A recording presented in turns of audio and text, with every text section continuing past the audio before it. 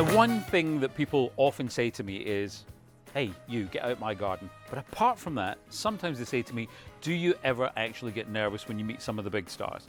And I'm really lucky, in the main, no. But sometimes you can be a little apprehensive. Why? Because when this guy is one of the biggest movie stars the world has ever known, Indiana Jones, Han Solo, it is Harrison Ford.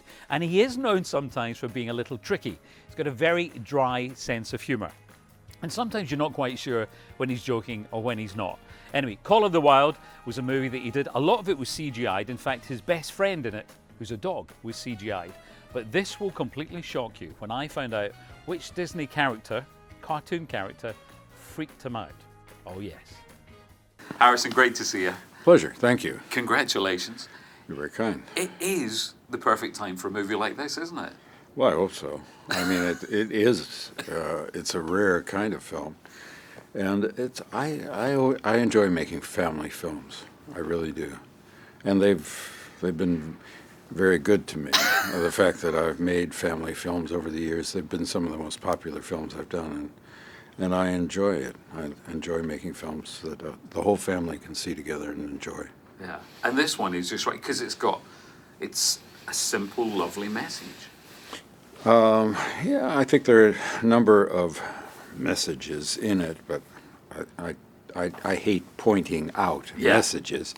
Yeah. It's like, you know, but it has an emotional tone to it. I think that is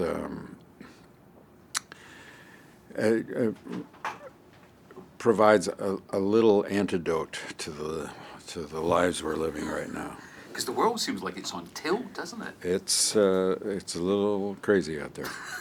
But we're doing our best to make it. We are doing the best, and one of the ways we'll make it is by reinforcing our empathy, our understanding for other people. And this is the kind of movie that creates that opportunity. So let's talk, obviously, about Buck, the dog.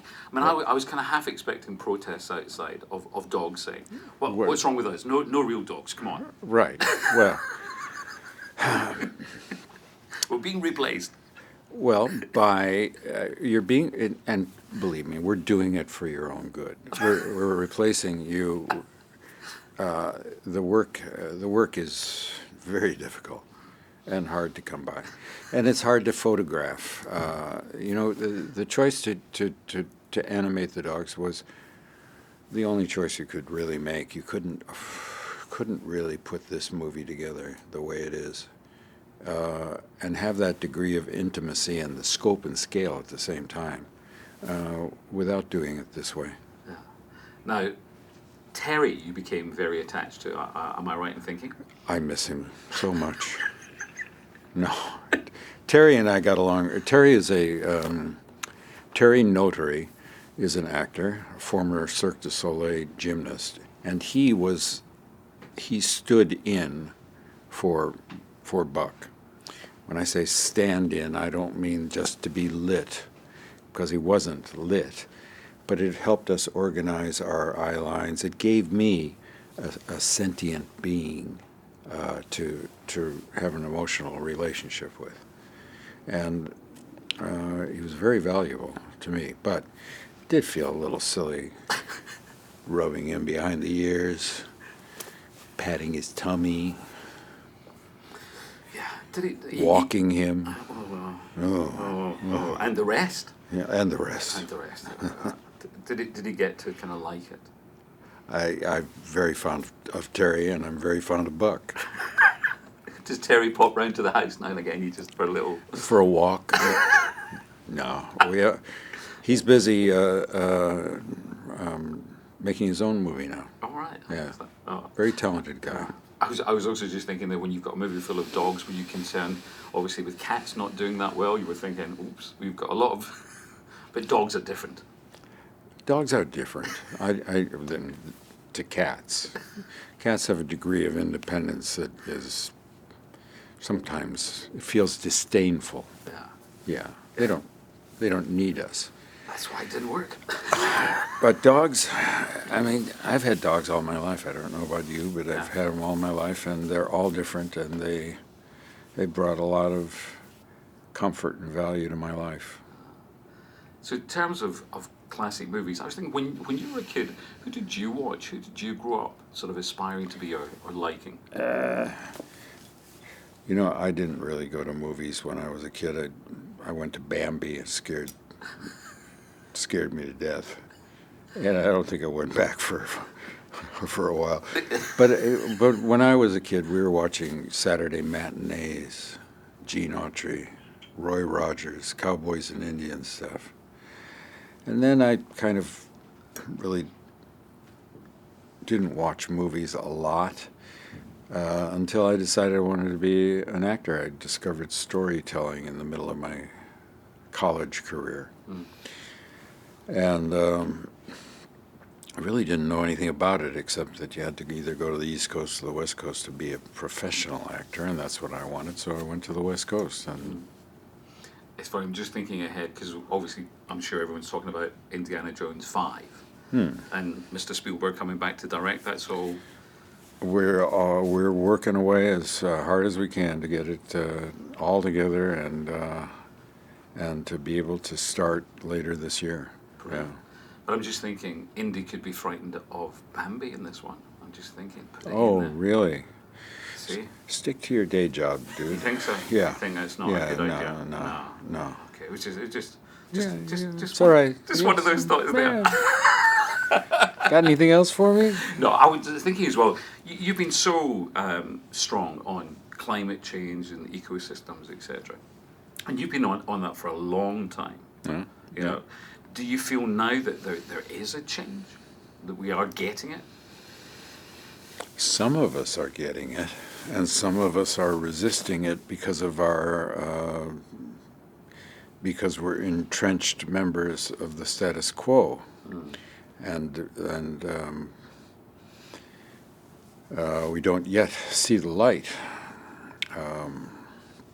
But I think more and more people are aware of the importance of what's going on in the natural world, climate, and young people are now energized and coalesced and focused on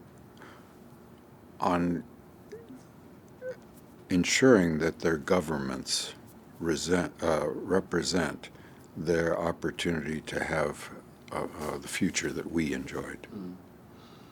So it must be energizing for you as well when you see people like Greta speaking out and being so passionate as well.